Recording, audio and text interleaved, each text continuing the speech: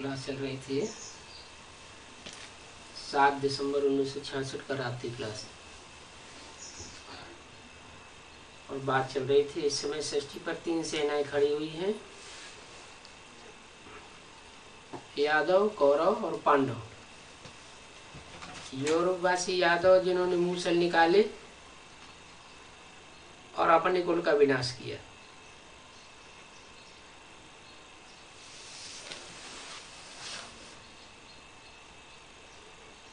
यादववासी वो यादव जो थे बहुत धनाढ्य थे और बहुत शराब पीते थे और बहुत बुद्धिमान थे, इसलिए उनका बुद्धि रूपी पेट बहुत बड़ा दिखाया गया है।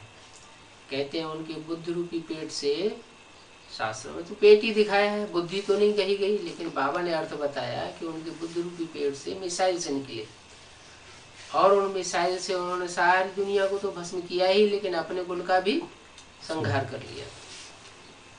ओ यादव कोई दूसरे नहीं है, रूस और अमेरिका वासी क्रिश्चियंस के लिए ही इशारा दिया गया, क्योंकि पहले तो एटॉमिक एनर्जी की इजाद रशियंस ने की है, बाद में अमेरिकन ने उस सारी तकनीक को अपना करके अपने पास पावर ज्यादा बढ़ा ली। यूरोपवासी यादव जिन्होंने मूसल निकाले हैं, अपने ही कुल का विनाश किया। 5000 वर्ष पहले भी यही वामस थे और अभी फिर यही वामस निकले, जिससे यूरोपवासी यादव कुल का विनाश हुआ था। कोई भी चित्र उठाओ, उस पर समझाना चाहिए कि हम होते तो प्रदर्शनी ऐसे ऐसे समझाते। ये मूसल महाभारत लड़ाई के समय के मशहूर हैं, साइंस के घमंड से निकाले हैं कि हम इतने ताकतवर हैं, चाहे तो हम दुनिया को भस्म कर दें। तो ये बुद्धिरूपी पेट से निकले हैं और जो निकाले गए हैं वो काम में तो जरूर आवेंगे। ये कोई घर की सजावट के लिए नहीं रखे हैं, वो काम में आज नहीं तो कल जरूर आवेंगे।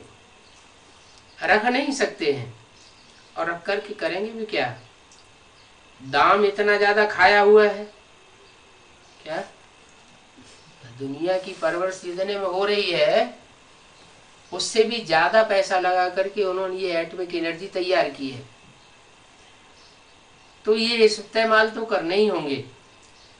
5000 साल पहले भी मूसल ने काल अपने कुल का विनाश किया था, अभी फिर टाइम पूरा हुआ। आदि सनातन देवी देवता धर्म की स्थापना होती है। इन मूसलों से आदि सनातन देवी देवता धर्म की स्थापना का क्या कनेक्शन? विनाश होगा पुरानी दुनिया को, पुरानी दुनिया, पतित दुनिया, तामसी दुनिया का विनाश होगा। कैसी तामसी दुनिया? जिनको बुद्धि में यही ध्यान नहीं रहता है कि हम क्रोध में आकर के ये क्या कर रहे हैं, ऐसी चीज का निर्माण कर रहे हैं जिससे हमारा खुद भी, हमारे देश का और हमारा खुद भी विनाश हो जाएगा। कोई क्रोध में आता है तो घर के बर्तन फोड़ने लगता है, उसे यही ध्यान नहीं रहता है कि हम अपना ही नुकसान कर रहे हैं।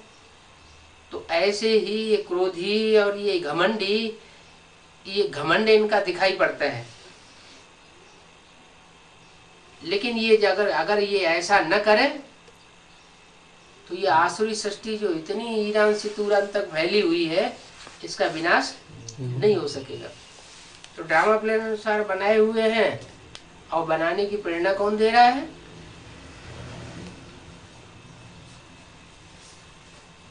प्रेरणा शंकर जी के द्वारा मिल रही है।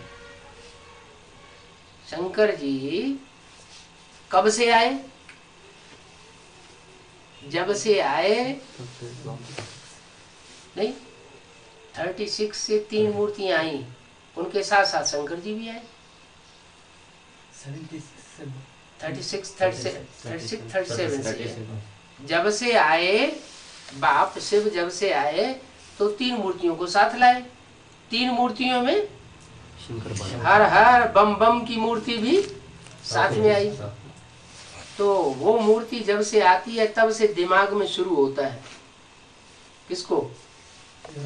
यूरोपवासी यादवों को और रूसवासी यादवों को ये दिमाग में शुरू होता है कि महाभारत युद्ध में भी आग्नेयास्त्र थे और वो बहुत सशक्त थे, तो हम क्यों नहीं बना सकते हैं? बुद्धि चली और उन्होंने इजाद कर दिया। सन 36 से पहले किसी की बुद्धि में नहीं था, कोई हिस्ट्री में ऐसी बात नहीं थी कि 5000 वर्ष के अंदर या 2500 वर्ष की हिस्ट्री में कहीं किसी ने ऐसा भयानक अस्त्र तैयार किया हो और उसका विस्फोट भी। जब यज्ञ के अंदर फ्रिक्शन पड़ा था तो बाहर की दुनिया में भी विस्फोट हुआ। जो 20-20 मेगावाट के जो उन्होंने शस्त्र तैयार किए थे वो हिरोशिमा नागासाकी पर छोड़ दिए। वहां भी हिरोशिमा भस्म हुआ था और ब्राह्मणों की दुनिया में भी 42-45 के बीच में जो हीरो की क्षमा थी, जो माला बाबा बनाते थे, वो खत्म हो गए, यज्ञ छोड़ करके चले गए। राम वाली आत्मा भी गई और राम वाली आत्मा के साथ साथ उनके जो भी फॉलोअर्स थे वो सब चले गए। तो ये कनेक्शन है ब्राह्मणों की संगमी दुनिया से बाहर की दुनिया का। जैसे तांत्रिक विद्या में होता है ना, कोई पुतला बनाते हैं और जो पुतला बनाते हैं उस पुतले की आंख फोड़ते हैं, कहीं कान छेदते हैं, कहीं पेट में कुछ नुकसान पहुंचाते हैं। तो जिस व्यक्ति का पुतला बनाया जाता है उस व्यक्ति को वो वैसा असर होने लगता है। तो ये तो तांत्रिक विद्या की बात है, वो सीमित बात है। यहाँ है पहले सूक्ष्म का निर्माण और बाद में फिर स्थूल का निर्माण। सूक्ष्म में ज्यादा ताकत होती है, स्थूल में ताकत कम होती है। जैसे एटम है, एटम अति सूक्ष्म है और अति सूक्ष्म एटम से कितनी सशक्त चीज तैयार कर ली जाती है। तो कर्मणा सूक्ष्म नहीं है, कर्मणा स्थूल है। उससे ज्यादा सूक्ष्म है वाचा और वाचा से भी ज्यादा सूक्ष्म है वाइब्रेशन, दृष्टि और वाइब्रेशन, वृत्ति। तो परमात्मा बाप आकर के पहले हमारी वृत्ति और दृष्टि ही चेंज करते हैं। यहाँ से शुरुआत होती है। ये सूक्ष्म दुनिया की निर्माण की बात भी सूक्ष्म से होती है और पुरानी दुनिया का विनाश का नजारा भी सूक्ष्म से शुरू होता है। आज से 68 साल पहले किसी की बुद्धि में ये बात ही नहीं थी कि एटम की एनर्जी भी कोई चीज होती है। शास्त्रों में जो बात आई वो तो उन्होंने लोहे के मूसल समझ लिए थे और स्थूल पेट समझ लिया था। इन मिसाइल्स की तो बात किसी की बुद्धि में नहीं थी। क्यों नहीं थी? क्योंकि परमात्मा का कार्य शुरू ही नहीं हुआ था। 5000 वर्ष पहले भी जब परमात्मा का कार्य शुरू हुआ था तो एक तरफ स्थापना का काम शुरू हुआ, दूसरी तरफ विनाश का भी काम शुरू हुआ। जितनी जितनी स्थापना होती जाती है उतना उतना विनाश का कार्य भी संपन्न होता जाता है। तो बताया कि आज सनातन देवी देवता धर्म की स्थापना होती है, तो जब स्थापना होती है तो विनाश भी होना जरूरी है। अगर विनाश ना हो तो जो संगठन तैयार हुआ है उसकी कोई वैल्यू नहीं होगी। ये 500-700 करोड़ की दुनिया का वाइब्रेशन थोड़े से लोगों के ऊपर कैसे झेला जाएगा? बहुत बड़ी दुनिया है और बहुत बड़ी दुनिया के आसुरी वाइब्रेशन है। वो आसुरी वाइब्रेशन का असर मुट्ठी भर लोगों के ऊपर पड़ता रहेगा तो परिवर्तन नजर नहीं आएगा। इसलिए इतनी 500-700 करोड़ की दुनिया का विनाश होना बहुत जरूरी है। न विनाश हो तो स्वर्ग की कोई वैल्यू होगी नहीं।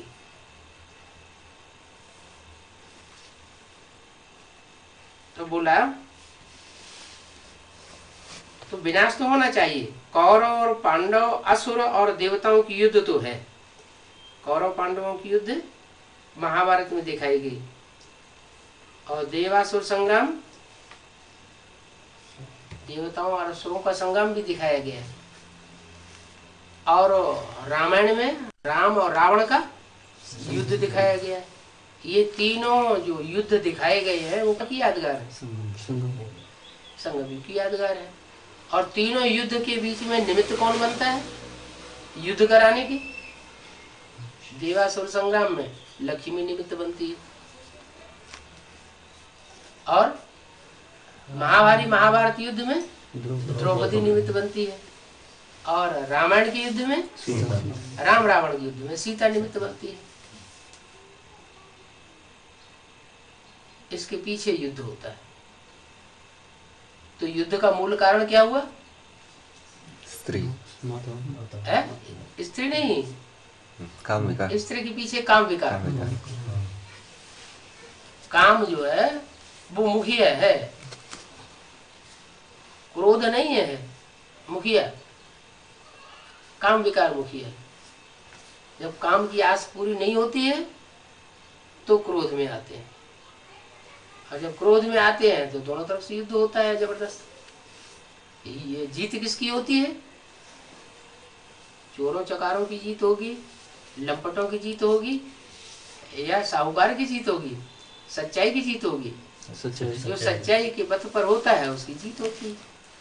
सच्चाई में भी चलने वालों में भी नंबरवार है। कोई 100% सच्चाई पे चलने वाले होते हैं, कोई थोड़े मिक्स होकर के चलते हैं, आधा झूठ आधा सच। तो जो 100% सच्चाई पर चलने वाला वो ही संसार में भगवान के रूप में प्रत्यक्ष हो जाता है। भगवान साकारी होता नहीं है, मनुष्य को भगवान कहा नहीं जाता है, लेकिन जो भगवान कही जाने वाली शक्ति है, सुप्रीम सोल, जो जन्म मरण के चक्र में आती नहीं है, वो प्रवेश करती है। जो 100% सच्चा व्यक्ति होता है संसार का, उसमें प्रवेश करती है। सच्चा होगा तो उसको द्वापर युग की द्वैतवादी दुनिया में संघर्ष करना पड़ेगा या नहीं? है? संघर्ष नहीं करना पड़ेगा द्वैतवादी दुनिया में। अद्वैतवादी दुनिया तो है जहाँ एक धर्म होता है, अद्वैत माने दूसरा कुछ नहीं, एक ही धर्म होता है, एक ही राज्य होता है, एक ही कुल होता है, एक ही मत होती है, एक ही भाषा होती है। तो वहाँ तो झगड़े का सवाल ही नहीं, वो सत्य उत्तरता की दुनिया, वो तो भगवान की बनाई हुई दुनिया है। लेकिन वो सुख की दुनिया जब पूरी होती है, सुखदाता ने जो दुनिया बनाई थी उस दुनिया का कार्य पूरा होता है, तो द्वैतवादी दुनिया में द्वैत फैलाने वाले धर्म पिताएं ऊपर से नीचे मनुष्य गुरु आने लगते हैं। वो मनुष्य गुरु आकर के द्वैत फैलाते हैं। द्वैत फैलाते हैं माने दूसरी बातें, दो धर्म, दो मतें, दो कुल, दो राज्य और दो भाषाएं आरंभ हो जाती है। तो झगड़ा तो होगा। दो पार्टियां होती हैं, झगड़ती हैं, तो जरूर उनमें एक कोई सच्चा है और एक कोई जरूर झूठा है, या कोई एक ज्यादा सच्चा है दूसरा कम सच्चा है, तो झगड़ा होता है। तो इस दुनिया में भी जो द्वैतवादी दुनिया जब शुरू होती है द्वापर युग से, तो उसमें राम और कृष्ण वाली आत्माएं भी नीचे उतरती है, देवता से मनुष्य बन जाती है, और उनमें जो दैवत्व की जो कोटि भरी हुई है, वो उसके आधार पर वो इस दुनिया में द्वैतवादी दुनिया में आकर के संघर्ष करती है। संघर्ष करते करते करते करते कलयुग का अंत आ जाता है, और उनके अंदर जो पावर भरी हुई थी ईश्वर से ली हुई, वो पावर खलास हो जाती है, और अंत में वो आत्माएं उन विधर्मियों के प्रभाव में आ जाती है। प्रभाव में आने के कारण अति नीचे गिर जाती है। प्रजा ज्यादा पावरफुल होती है, या राजा ज्यादा कंट्रोल करने वाला ज्यादा पावरफुल होता है? तो विधर्मी आत्माएं कंट्रोल करने वाली बन जाती है, और जो स्वधर्मी पक्का है वो संघर्ष करते करते कमजोर हो जाता है। जैसे दो आदमी में झगड़ा हो, चाहे मानसिक झगड़ा हो, एक दूसरे को मेंटल टेंशन के आधार पर तंग कर रहे हो, वाइब्रेशन के आधार पर तंग कर रहे हो, चाहे वाचा का झगड़ा हो, वाचा के आधार पर तू मैं होती रहती हो, और चाहे बाहुबल के आधार पर, अस्त्र शस्त्र के आधार पर झगड़ा हो। अस्त्र शस्त्र के आधार पर झगड़ा होता है तो खून बहता है, खून बहेगा तो कमजोरी तो आएगी। एक पार्टी का भी खून बहेगा, दूसरी पार्टी का भी खून बहेगा, तो खून बहने से कमजोरी दोनों ही तरफ आएगी। जो लगातार संघर्ष करेगा झूठी दुनिया से, तो संघर्ष करते करते कमजोरी आती जरूर है, क्योंकि द्वापर युग से परमात्मा तो सृष्टि पर होता नहीं। परमात्मा न होने की वजह से सच्चाई का रास्ता ढूंढने से मिलता नहीं। तो जैसे दुनिया करती है वैसे ही देवात्माएं वो कार्य करने लग पड़ती है। दुनिया हिंसा का रास्ता अपनाती है बाहुबल के आधार पर, क्योंकि मनुष्य तो बाहुबली ही होते हैं। उतनी बुद्धि तो इतनी है नहीं कि दूसरे धर्म की आत्माएं पुनर्जन्म को माने, उनके तो जन्म ही कम होते हैं। इब्राहिम आया तो इस्लाम धर्म की आत्माएं ऊपर से आना शुरू होती हैं, तो उनके जन्म कम ही होंगे ना द्वापर युग से। क्राइस्ट आते हैं तो उनके पीछे पीछे क्रिश्चियन धर्म की आत्माएं आती हैं, तो क्रिश्चियन धर्म के जन्म जो है इस्लामियों से भी ज्यादा कम होंगे। इसी तरह मोहम्मद आते हैं बाद में, तो मोहम्मद के पीछे पीछे मुस्लिम धर्म की आत्माएं भी आती हैं, तो मुसलमानों के जन्म जरूर कम होंगे। तो जिनके जन्म कम होते हैं वो तो ज्यादा देहभानी होते हैं, वो आते ही हैं पतित दुनिया में। वो आत्माएं पतित दुनिया में आने के कारण उनके अंदर पतित पने के संस्कार ज्यादा ही भरे हुए हैं, और जब आती हैं तो प्रवेश करती हैं उनमें जो ऊपर से आने वाले जो सत्युत्तरिता से आत्माएं जन्म लेती चली आ रही है।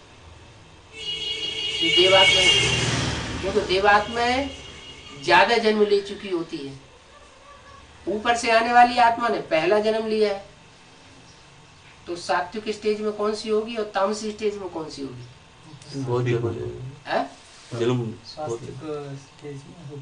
ऊपर से आने वाली ज्यादा तामसी होगी, वो सात्विक स्टेज में होगी। और जो जन्म लेती चली आई है, शरीर से सुख भोगती चली आई है, वो नीचे गिरती है। उनमें भी कैटेगरीज हैं। उन आत्माओं में कोई आत्माओं ने तो बहुत पावर भरी है परमात्मा की याद से, क्योंकि श्रीमत पर चल के वो पावन बनी है, और कोई आत्माओं ने पावर नहीं भरी है उतनी ज्यादा। तो जिन्होंने पावर नहीं भरी है वो जल्दी नीचे गिरेगी, क्योंकि द्वापर कलयुग में बहुत से देवताएं जो हैं जो दूसरे धर्म में कन्वर्ट होते गए हैं, पावरफुल आत्माओं के संग के रंग में आकर के नीचे गिरे हैं। तो कन्वर्ट हुई आत्माएं जो है वो देवताएं थी ना पहले, जो बाद में हिंदू कही जाती है और हिंदू से दूसरे धर्म में कन्वर्ट हो गई। वही कन्वर्ट हुई आत्माओं को परमात्मा बाप फिर आकर के उठाता है और उनको पढ़ाई पढ़ाता है। तो कोई तो इस्लाम धर्म में कन्वर्ट हुई है, कोई क्रिश्चियन धर्म में कन्वर्ट हुई है, कोई सिख धर्म में कन्वर्ट हुई है, कोई आर्य समाजी में कन्वर्ट हुई है, और कोई नास्तिक में जाकर के कन्वर्ट हुई है। तो सबसे पहले कौन सी सुधरेंगी? जो चंद्रवंशी है, सूर्यवंशी है, वो पहले सुधरेंगे, ये इस्लामी बौद्धिक क्रिश्चियन पहले सुधरेंगे। जो सूर्यवंशी चंद्रवंशी थे वही आत्माएं पहले सुधरती है, भले उनके संग में आकर के सबसे ज्यादा नीचे गिर जाती है। क्यों सबसे ज्यादा नीचे गिरती है वो सूर्यवंशी चंद्रवंशी? नहीं, 84 जन्म तो उनके भी होते हैं। दूसरे धर्म की जो बीज रूप आत्मा है उनके भी 84 जन्म होते हैं, बीज रूप आत्माओं के। आधारभूत आत्माओं के कम जन्म होते हैं, लेकिन जिनके भी 84 जन्म हुए हैं उन्होंने श्रीमत पर उतनी नहीं चल पाती जो दूसरे धर्म में कन्वर्ट हो रही। कमजोर धर्म में कन्वर्ट होने वाली आत्माएं उतना श्रीमत को पकड़ नहीं पाती। श्रीमत को न पकड़ने के कारण वो अपनी मनमत चलाती है या संगी साथी जो मनुष्य हैं उन मनुष्यों की मत से प्रभावित हो जाती है। जैसे यहाँ प्रभावित हुए थे द्वापर कलयुग में दूसरे धर्म पिताओं से, ऐसे ही फिर वहां प्रभावित होते हैं ब्राह्मणों की दुनिया में जन्म लेकर के। तो जो प्रभाव पड़ जाता है उससे बनते हैं प्रजा। जिसका प्रभाव पड़ा उसकी प्रजा बन जाते हैं, और जब प्रजा बन जाते हैं तो कमजोर हो जाते हैं। तो वही आत्माएं जो है वो इस समय द्वापर युग में आकर के जब देवता से हिंदू बनती है तो हमें हमारे भारतवासियों को धोखा देकर के दूसरे धर्म में कन्वर्ट हो जाती है। अभी वो आत्मा हमारे ब्राह्मण कुल में है। कौन सी? जो कोई इस्लाम धर्म में कन्वर्ट हुई थी, कोई बौद्ध धर्म में कन्वर्ट हुई थी, कोई क्रिश्चियन धर्म में कन्वर्ट हुई थी, और चंद्रवंशी और सूर्यवंशी भी है। सूर्यवंशी वो है जो यज्ञ के आदि में राम के साथ थे और फ्रिक्शन पड़ने पर राम वाली आत्मा भी चली गई और उनके फॉलोअर्स भी चले गए। जाएंगे कहाँ? ऊपर थोड़ी चले जाएंगे। वो जन्म लेकर के फिर इस दुनिया में आते हैं। जब यहाँ जन्म लेते हैं तो जन्म लेने के बाद वो जो पूर्व जन्म का जो ज्ञान मिला हुआ ईश्वरीय ज्ञान वो उनको वापस मिल जाता है। माने ईश्वरीय ज्ञान जो ईश्वर से मिला हुआ ज्ञान है वो कभी नष्ट नहीं होता, वो दूसरे जन्म में जाकर के ऐड हो जाता है। तो वो आत्मा, इसलिए मुरली में बाबा बोलते हैं कि राम फेल हो गया तो उसको बाण मिल गए, धनुष बाण मिल गया, जाओ अपना कमाओ और खाओ, तुम्हें यज्ञ से कुछ भी नहीं मिलेगा। तो जब राम वाली आत्मा को नहीं मिलेगा कुछ भी तो राम के जो फॉलोअर्स हैं उनको भी कुछ मिलने वाला नहीं। माना कि ये हुआ कि वो आत्माएं दोबारा जन्म लेकर के आती है, ब्रह्मा कुमारी विद्यालय से वो ज्ञान उठाती है बेसिक नॉलेज का, और बेसिक नॉलेज का ज्ञान उठाने के बाद उन्हें बेसिक नॉलेज के अंदर कोई मान मर्तबा नहीं मिल सकता। क्या मिला हुआ है उनको? पूर्व जन्म से जो ईश्वर ने उनको ज्ञान बाण दिए हुए हैं वो ज्ञान बाण इस जन्म में आकर के उनको काम में आ जाते हैं, और वो पावर के आधार पर बाण चलाते जाएं और असुरों का संहार करते जाएं। यज्ञ के आदि में जिन्होंने ब्रह्मा को फंसाया था, ब्रह्मा तो कोमल प्रकृति के थे ना, तो कोमल प्रकृति की माँ होने के कारण जो आसुरी बच्चे हैं वो माँ के ऊपर हावी हो जाते हैं। दुनिया में भी क्या होता है, एक बाप के 4-8 बच्चे होते हैं, उनमें कुछ आसुरी प्रकृति के होते हैं, कुछ अच्छी प्रकृति के होते हैं। जो अच्छी प्रकृति के होते हैं वो तो माँ बाप का रिगार्ड करते हैं हर बात में, और जो आसुरी प्रकृति के होते हैं वो माँ बाप के ऊपर हावी हो जाते हैं। खास करके जब बाप शरीर छोड़ देता है तो माँ के ऊपर ज्यादा ही हावी होते हैं, पूरा ही कंट्रोल में कर लेते हैं। तो ऐसे ही हुआ ब्रह्मा के ऊपर। वो आसुरी संप्रदाय राम वाली आत्मा जब चली गई जो कि बाप के रूप में पार्ट बजाने वाली थी, तो वो आसुरी संप्रदाय पूरे हावी हो गए, सारे यज्ञ की सत्ता को अपने हाथ में लेकर के बैठ गए। जब तक मम्मा रही तब तक फिर भी कंट्रोल रहा, क्योंकि मम्मा बुद्धि की तीखी थी तो कंट्रोल करती रही। और मम्मा ने जैसे ही शरीर छोड़ा 65-66 में, वैसे ही वो आसुरी प्रकृति के बच्चे जो हैं अपने हाथ में अपनी मुट्ठी में सारी तंत्र लेकर के बैठ गए। ब्रह्मा बाबा ने जब शरीर छोड़ा तो पूरा ही उनकी मुट्ठी में आ गया। ब्रह्मा बाबा की बुद्धि में भी तब आया जब मम्मा ने शरीर छोड़ा था। क्या बात बुद्धि में आई कि आसुरी प्रकृति के जो बच्चे हैं ये मुख्य नहीं है, वास्तव में ये इनमें ये श्रेष्ठ आत्माएं नहीं हैं। वो आदि में जो आत्माएं थी जिन्होंने बाबा को क्लैरिफिकेशन दिया था साक्षात्कार की बातों का, वही आत्माएं श्रेष्ठ थी, वही यज्ञ के पिता थी। और फिर बाबा ने यज्ञ में नाम डलवाया, प्रजापिता नाम डालो। ब्रह्मा कुमारी नाम ठीक नहीं है, अधूरा नाम है। तो कोई बच्चा अपनी माँ का नाम बताए और बाप का नाम ना बताए तो वो कमजोरी है। बाप का नाम क्यों नहीं बताता? कोई गड़बड़ है। तो वो गड़बड़ी जो है दूर करने के लिए बाबा ने वो प्रजापिता शब्द ऐड करवाया ताकि लेकिन ये बात जो है वो ब्रह्मा बाबा की बुद्धि में पूरी पूरी नहीं बैठी कि वही यज्ञ के आदि वाला व्यक्तित्व तो प्रजापिता था। अगर ये बात बुद्धि में पूरी पूरी बैठ जाती तो गीता के भगवान की बात भी चेंज हो जाती। मम्मा के शरीर छोड़ने के बाद बड़े आराम से आसुरी प्रवृत्ति की आत्माओं ने पिताश्री का नाम मुरलियों में डलवा दिया। पहले सिर्फ लिखा हुआ था होता था शिव बाबा याद है मुरली के ऊपर। बाद में जैसे ही मम्मा ने शरीर छोड़ा तो धारा प्रवाह रोज की रोज तारीखों में ये बात डाली जानी कि शिव बाबा याद है से पहले पिताश्री माने जो बाद में श्रेष्ठ बनने वाली आत्मा है। श्री बाद में है, पिता पहले माने जो पिता बाद में बनता है और श्रेष्ठ भी बाद में बनता है। उससे भी पहले कोई आत्मा श्रेष्ठ और बन जाती है, क्योंकि जो नर से डायरेक्ट नारायण बनता है वो तो इसी जन्म में नर से नारायण बन जाता है, और जो नर से प्रिंस बनता है राधा कृष्ण के रूप में जन्म लेकर के फिर बाद में नारायण बनता है तो वो तो बाद में ही हुआ ना। तो ज्यादा पावर किस में हुई, रचयिता में या रचना में? जो रचता है राधा कृष्ण को, जो उनको जन्म देने वाला है, वो ज्यादा पावरफुल हुआ। तो वो ये बात उनकी बुद्धि में बैठ नहीं पाई ठीक से, ब्रह्मा बाबा की बुद्धि में। क्या कि गीता का भगवान वास्तव में कृष्ण वाली सोल नहीं है, साकार में कोई व्यक्तित्व है। वो यही समझते रहे कि निराकार ज्योति बिंदु वो गीता का भगवान है और कृष्ण माने मैं गीता का भगवान नहीं। माने जो सत्युग में पैदा कृष्ण होगा वो गीता का भगवान नहीं है। गीता का भगवान ज्योति बिंदु शिव है, इसलिए उनके सामने ही वो चित्र बनवा दिए गए, गीता के भगवान वाले चित्र, जिसमें एक तरफ शिव बाबा का चित्र दिखाया है लिंग रूप में, और दूसरी तरफ कृष्ण का चित्र दिखाया है कि ये कृष्ण तो बच्चा है, ये रचना है, ये गीता का भगवान नहीं हो सकता, ये तो पढ़ाई पढ़ने वाला है और इसको पढ़ाई पढ़ाने वाला शिव ज्योति बिंदु है। अरे वो शिव ज्योति बिंदु प्रवेश किस में करता है?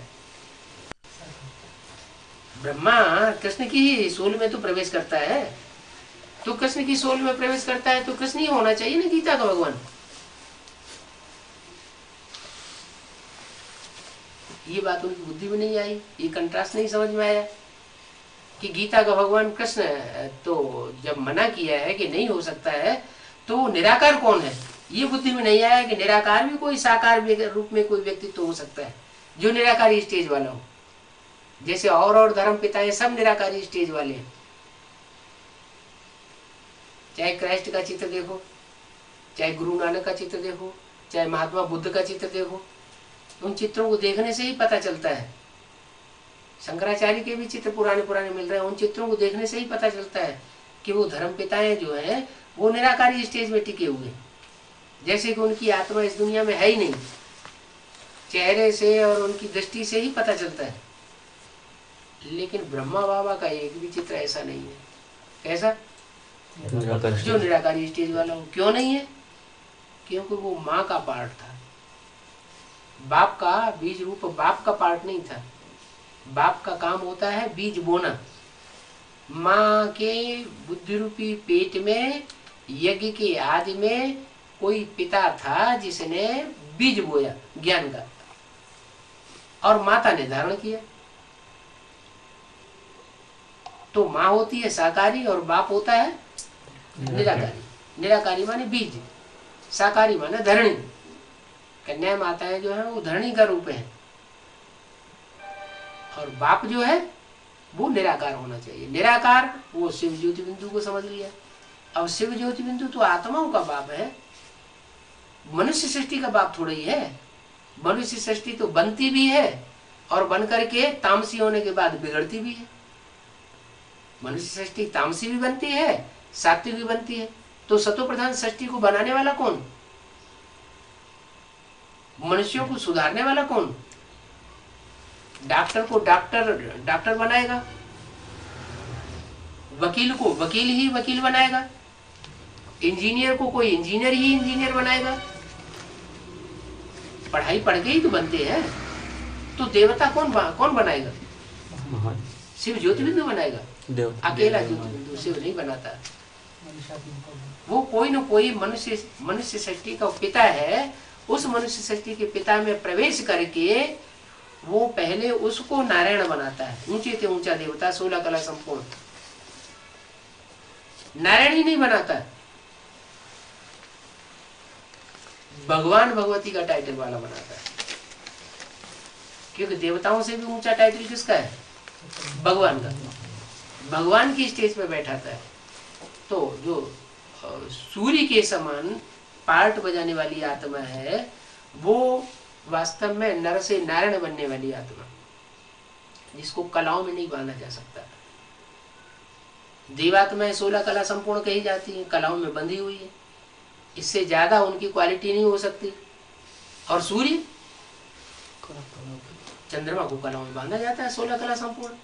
सूर्य को कलाओं में थोड़ी बांधा जाता है। सूर्य तो कलातीत कहा जाता है। कलातीत कल्याण कल्पांतकारी, जो कलाओं से भी अतीत हो, वही संसार का कल्प का अंत कर सकता है। जो कलाओं में स्वयं बंधा हुआ है, वो कल्प का अंत नहीं कर सकता। तो कल्पांतकारी ये टाइटल जो है शंकर जी का है। शिव उसमें प्रवेश करके वो कार्य कराते हैं। शिव तो तीनों ही मूर्तियों में प्रवेश करके कार्य कराते हैं। ब्रह्मा के अंदर भी प्रवेश करके जो कार्य कराया सहन शक्ति का, वो क्या ब्रह्मा के अंदर पावर थी? अगर ब्रह्मा के अंदर पावर होती तो 63 जन्मों पहले भी सहन शक्ति का पार्ट बजा करके सारी सृष्टि को संगठन के सूत्र में बांध लेते। लेकिन दुनिया तो बिखरती चली गई। तो वो सहन शक्ति का पार्ट जो है, वो ब्रह्मा की सोल कृष्ण ने नहीं बजाया। किसने बजाया? शिव ने स्वयं प्रवेश होकर के बजाया। ऐसे ही विश्व के रूप में पार्ट बजाने वाली आत्मा जो न्यूट्रल होना चाहिए, लवफुल भी होनी चाहिए और लाफुल भी होनी चाहिए। सहन शक्ति भी वाली होनी चाहिए और सामना करने की भी शक्ति होने वाली होनी चाहिए। तो वो बैलेंस का पार्ट जो है, वो परमात्मा शिव जो है, वो स्वयं आकर के बजाते हैं। कैसे बजाते हैं? वो गुण उनमें प्रवेश हो जाते हैं। किनमें? राम में और कृष्ण में। राम और कृष्ण ये अपोजिट पार्टधारी है। एक है हीरो पार्टधारी, तो दूसरी है हीरोइन का पार्टधारी। कृष्ण वाली आत्मा जो है, वो हीरोइन जैसी पार्ट बजाने वाली है। बाप का बच्चा है। बाप में ज्यादा ताकत होती है या माँ में ज्यादा ताकत होती है या बच्चे में ज्यादा ताकत होती है? बाप में ज्यादा ताकत, उसके बाद बच्चे में ज्यादा ताकत आती है, माँ कमजोर पड़ जाती है। भारतीय परंपरा में बच्चे को वर्षा मिलता है या माँ को वर्षा मिलता है? बच्चे को वर्षा मिलता रहा, माँ को वर्षा नहीं मिला। क्यों नहीं मिला? उसकी सारी कि माँ अपने मोह को त्याग नहीं पाती। यज्ञ के आदि में भी ब्रह्मा बाबा जो है, वो बच्चों के मोह में आ गए। जो भी विधर्मी बच्चे हो, उनका सपोर्ट कर दिया, उनको सपोर्ट किया। सपोर्ट करने के कारण वो बाप से झगड़ा हो गया। झगड़ा करने वाले स्वयं विदेशी विधर्मी बच्चे थे।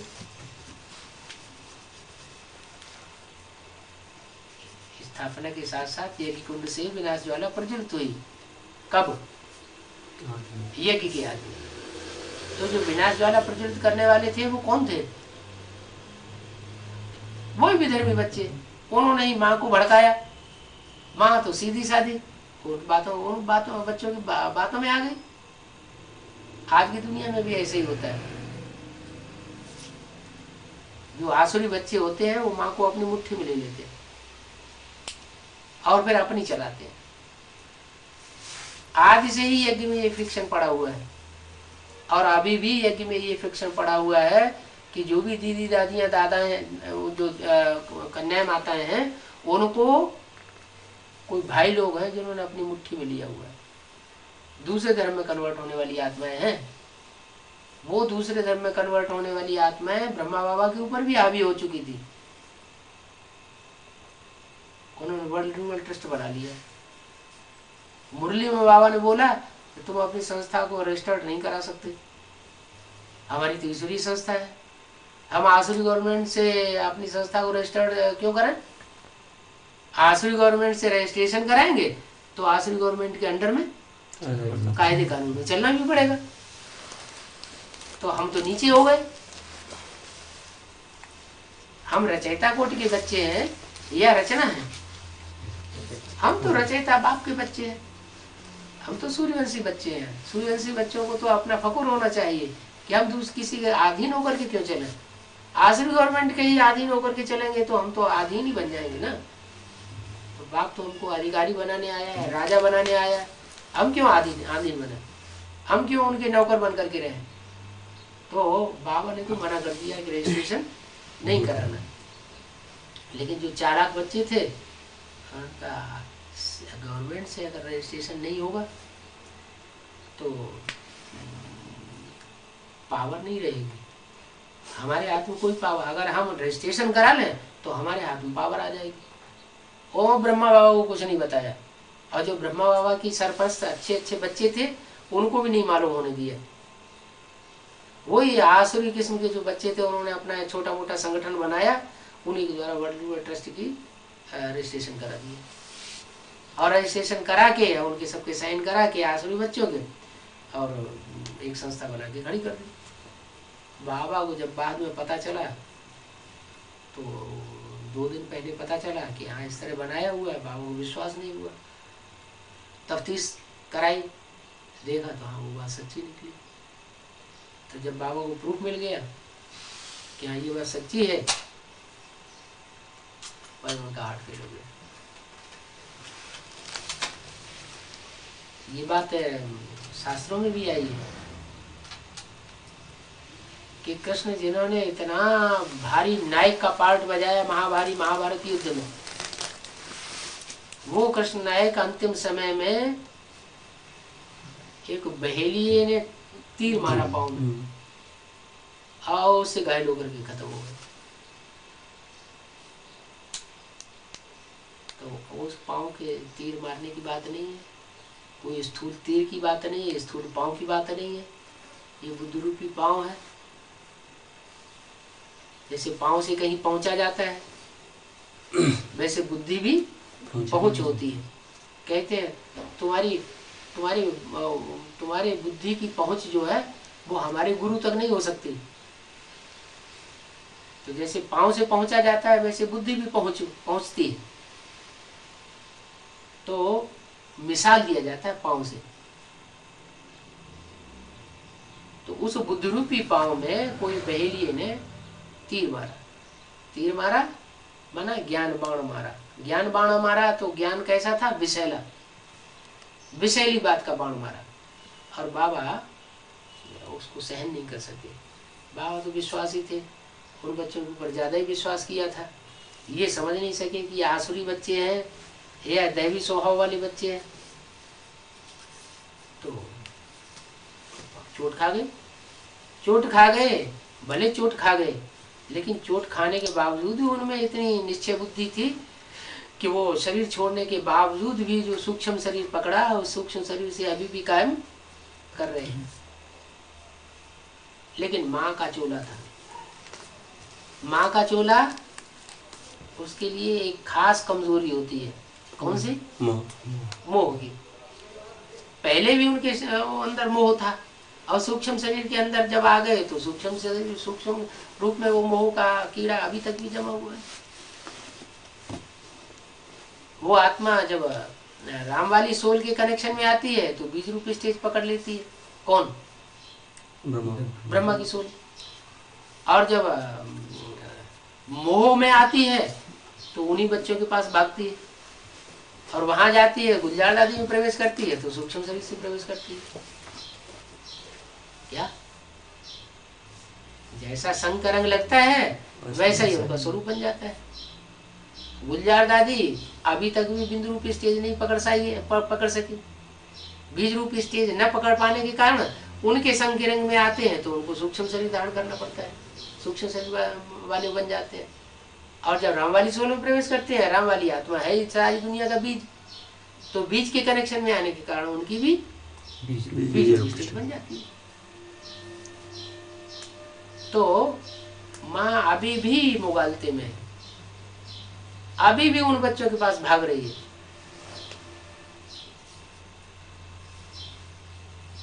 ऐसे दुनिया की कोई भी माँ ऐसी नहीं देखी होगी जो अपने आसुरी बच्चों को भी अपनी गोद से अलग करना चाहे। क्या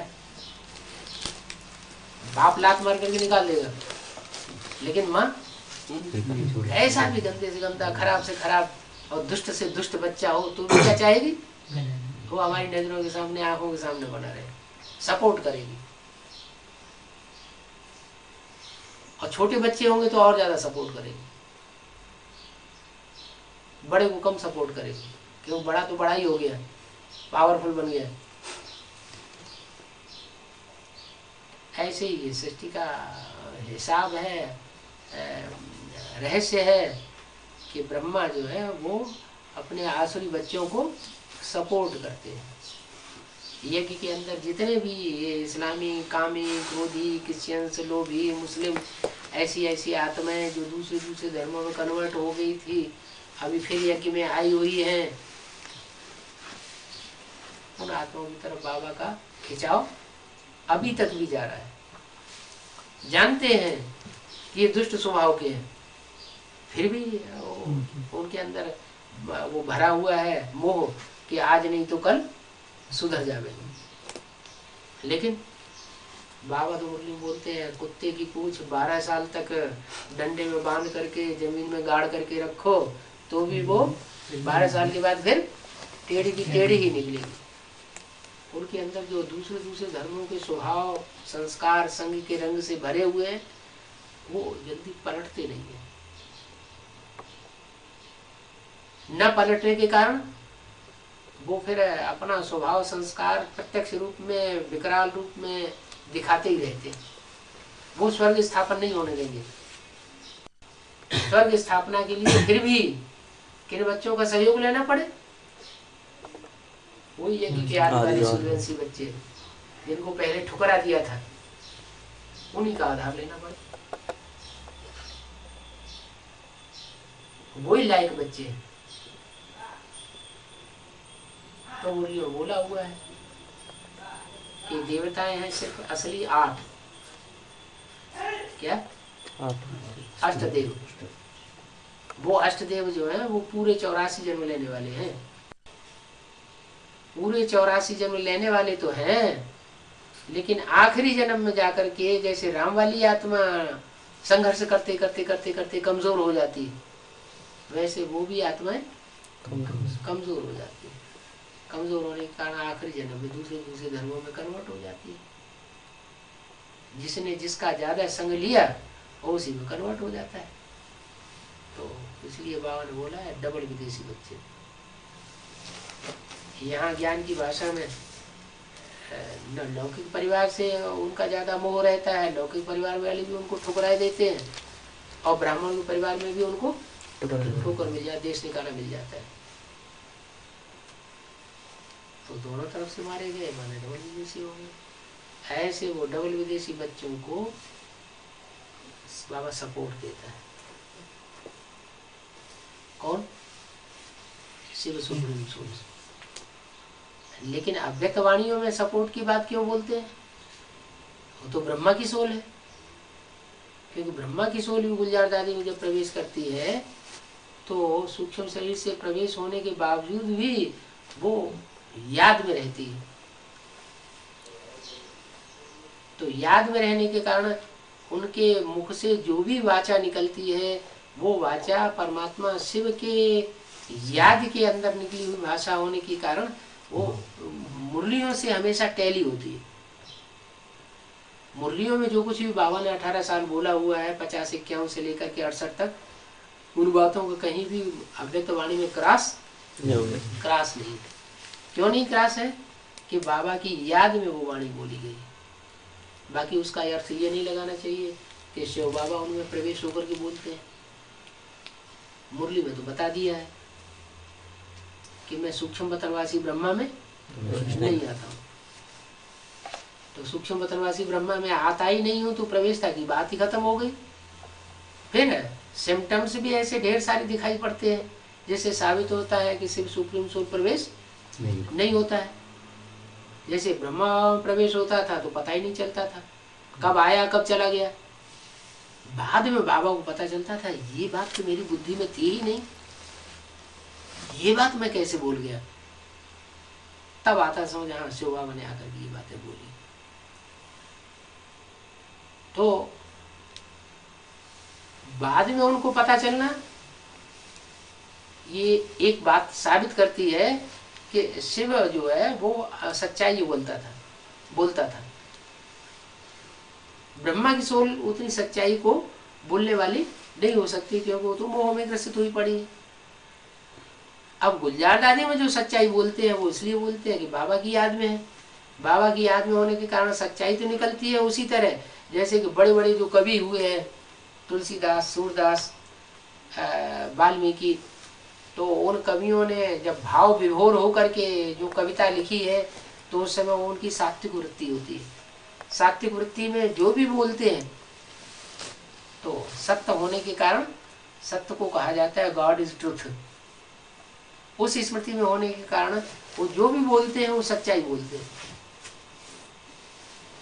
शास्त्रों में द्वापर युग के आदि में बहुत कुछ सच्चाई थी, और वो सच्चाई का कारण था कि शास्त्रों का भी जो माई बाप है गीता, उस गीता में पहले कृष्ण का नाम नहीं था, साकार का नाम नहीं था, निराकारवादी रचना थी।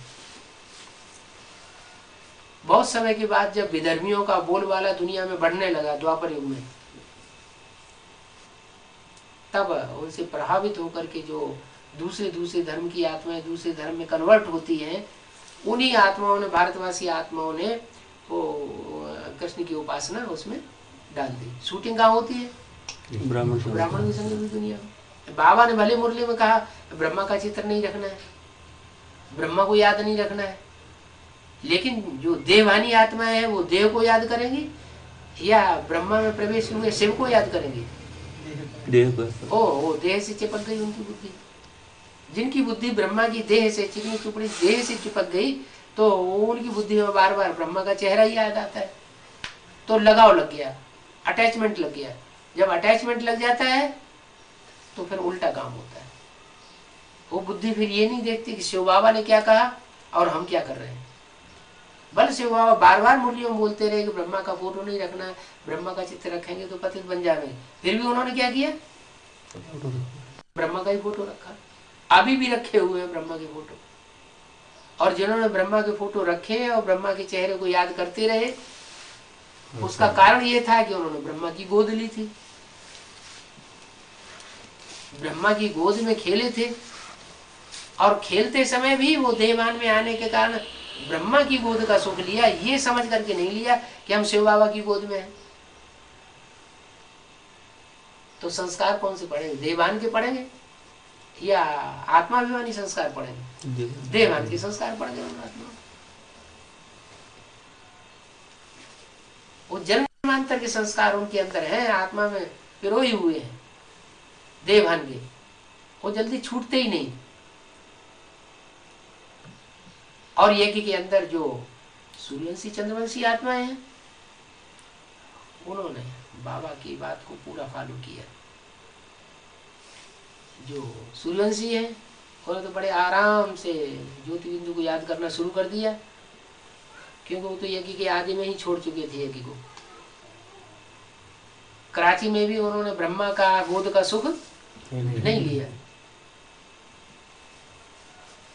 जब कोई अटैचमेंट ही नहीं हुआ तो उन्हें याद कौन आएगा? निराकार याद आएगा या साकार ब्रह्मा याद आएगा? वो निराकार याद आ रहा। उनकी बड़ी आराम से वो स्थिति बन जाती है निराकारी स्थिति, क्योंकि शंकर अंग लिया ही नहीं। और जो अभी भी यज्ञ के अंदर रहे पड़े हैं और ब्रह्मा का पूरी पालना ली है साकार में, उनको ब्रह्मा ही याद आता है। तो ब्रह्मा की याद आने के कारण वो ब्रह्मा को प्यार ज्यादा करते हैं। क्यों प्यार करते हैं? क्योंकि बाप सख्त स्वभाव का होता है। वो सख्त स्वभाव विधर्मी बच्चों को पसंद नहीं, वो टकरा जाते हैं। आसुरी बच्चे हैं ना, तो आमने सामने तो टकराते नहीं है, क्योंकि बाप ज्यादा पावरफुल है, इसलिए वो तिकड़म भिड़ाते हैं। माँ को अपनी मुट्ठी में कर लो, माँ के ऊपर प्रेशर डालते हैं। घर घर परिवार में भी ऐसे ही होता है ना, शरारती बच्चे होते हैं तो बाप से कुछ नहीं कहेंगे लेकिन माँ के पीछे पड़ जाएंगे, रोएंगे, चिल्लाएंगे, दबाव डालेंगे, जबरदस्ती करेंगे, मारपीट करेंगे, वो सब हथकंडे अपनाते हैं। तो ऐसे ही यज्ञ के अंदर ब्रह्मा माँ को उन्होंने कंट्रोल किया, बाप को आदि में भी कंट्रोल नहीं कर सके, और अभी भी बाप दोबारा जन्म लेकर के आया है, और बाप समान जैसी पार्ट बजाने वाली जो भी आत्माएं बाप के पीछे पीछे दोबारा जन्म लेकर के आई है, उन आत्माओं को वो अपनी मुट्ठी में नहीं ले सकते। देखने में आ रहा है कि जो भी एडवांस पार्टी के बच्चे निकल रहे हैं वो उनके कंट्रोल में आने वाले नहीं है, भले वो आश्रम से ही निकाल भी रहे हैं तो भी उनके ऊपर कोई असर नहीं पड़ता है। अरे हमें तो भगवान मिल गया, हमें इनकी क्या दरकार। पावरफुल आत्मा है, यज्ञ के आदि में भी पावरफुल थी और अभी भी पावरफुल है। वो झुकेंगी नहीं किसी के सामने, असरों के सामने तो बिल्कुल ही नहीं झुकेंगी, और झुकेंगी तो वो ही झुकेंगी जो दूसरे धर्म के बीज होंगे। क्या एडवांस पार्टी में भी बीज रूप आत्माएं तो सब हैं, लेकिन अलग अलग धर्मों के बीज हैं। जो इस्लाम धर्म के बीज होंगे वो बी के नॉलेज में जाकर के इस्लामियों से जाके मिलेंगे,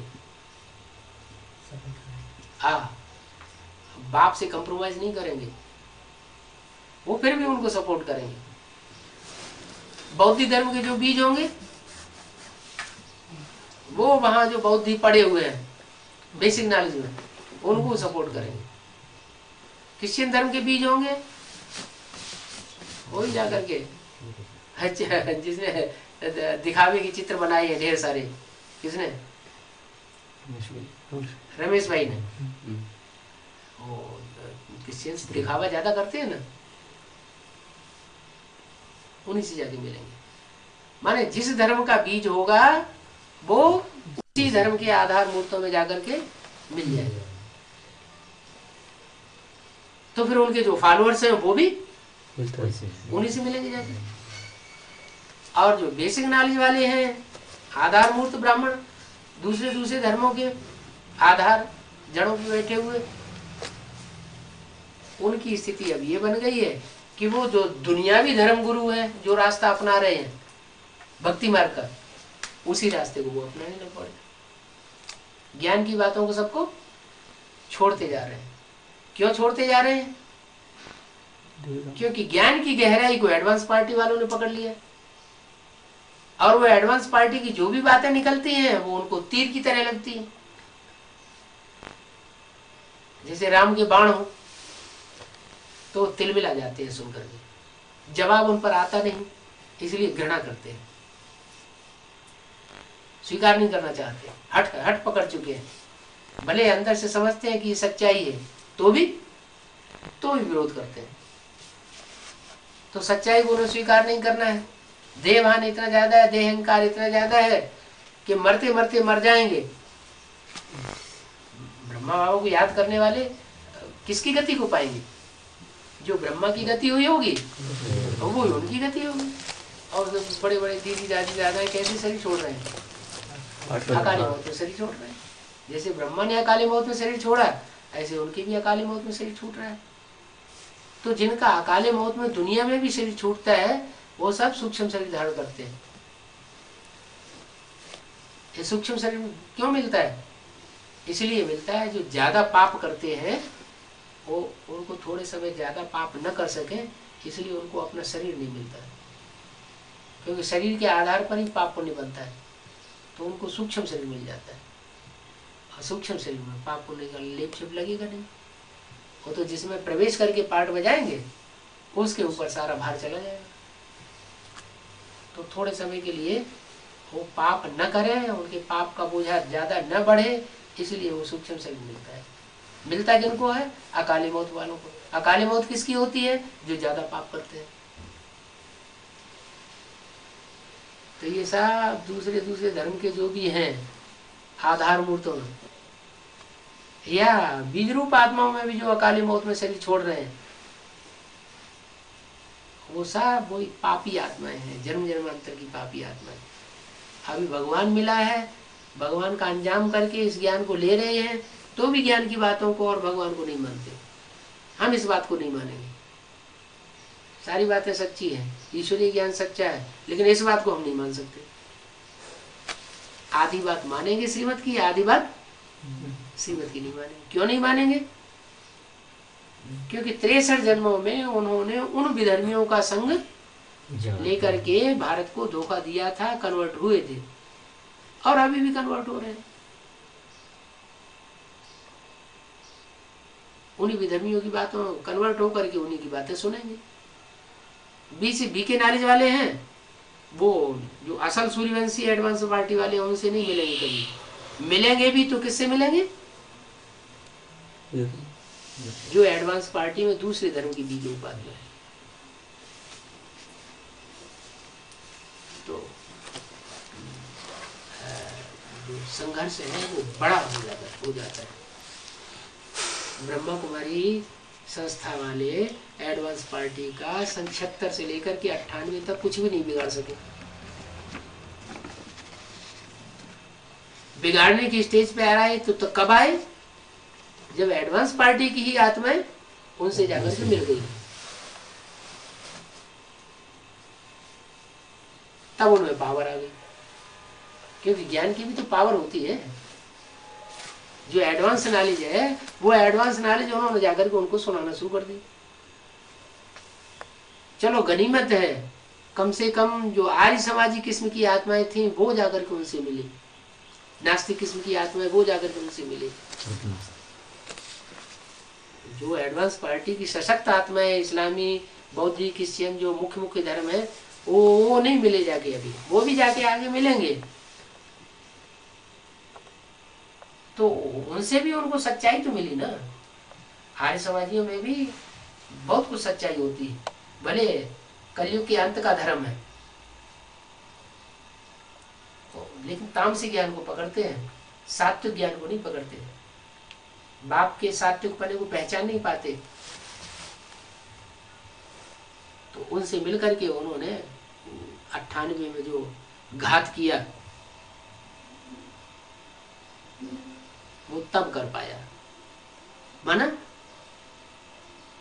दुश्मन अंदर होते हैं या बाहर से आते हैं? अंदर से होते हैं। एडवांस पार्टी के अंदर के जो दुश्मन है वो बड़े दुश्मन है। बाहर वाला कोई व्यक्ति हमारा कुछ भी बिगाड़ नहीं सकता। और अभी भी ऐसे ही है। लास्ट में जब माया का फुल बार होगा, प्रकृति का फुल बार होगा, समाज का फुल बार होगा और ये गवर्नमेंट का फुल बार होगा, उस समय ये सारे ही धर्म वाले इकट्ठे होकर के वो आधार मूर्तों से मिल जाएंगे और सूर्यवंशी को ऊपर वार करेंगे। माँ तो वैसे ही उनकी तरफ है। क्यों? इसका क्या प्रूफ? अभी भी जा रहे हैं। क्योंकि ब्रह्मा बाबा ही जगदम्बा में प्रवेश करते हैं। लास्ट में जब तामसी रूप होता है तो तामसी आत्मा तामसी स्वरूप में प्रवेश कर जाती है। जगदम्बा जो दुर्गा का पार्ट बजाती है सात्विक स्टेज में, वो ही फिर तामसी बनने पर महाकाली का पार्ट बजाती है। और महाकाली में पार्ट बजाएगी तो मार काट मचा देगी। सबसे ज्यादा विनाश माया करती है या प्रकृति करती है? नहीं, माया का तो बार देखो कब से होता चला आया है। इतने तो ना अनिश्चय बुद्धि नहीं बन रहे हैं। अनिश्चय बुद्धि बनना माना विनाश हो जाना। है तो फिर भी ना मौजूद है, टक्कर तो ले रहे हैं ना। लेकिन प्रकृति तो इतना विकराल रूप धारण करती है कि भूकंप ला देती है, जमीन धरणी हिल जाती है। धरणी कौन है ज्ञान में? धरणी का रूप ज्ञान में कौन है? कन्या है, कन्या माता है। तो जो कन्या माताएं हैं, जो ज्यादा तादाद है यज्ञ के अंदर जिनकी, तो महाकाली महाकाली के रूप में जब पार्ट बजाती है और उसको बेसिक नॉलेज वाले सपोर्ट करते हैं, तो चारों तरफ से बौछार होती है। जैसे धरणी जब हिलती है ना, तो बड़ी बड़ी बिल्डिंगें हैं, महल माड़ियाँ अटारियाँ हैं, बड़े बड़े किले हैं संगठन के, वो सब टूट जाते हैं, सब दब के मर जाते हैं। तो ऐसे ही ब्राह्मणों की दुनिया में जब वो प्रकृति विकराल रूप धारण करती है, महाकाली का रूप धारण करती है, तो ढेर सारे अनिश्चय बुद्धि होकर के गिर पड़ेंगे, मर पड़ेंगे। थोड़ा सा रूप रह जाएगा एडवांस पार्टी,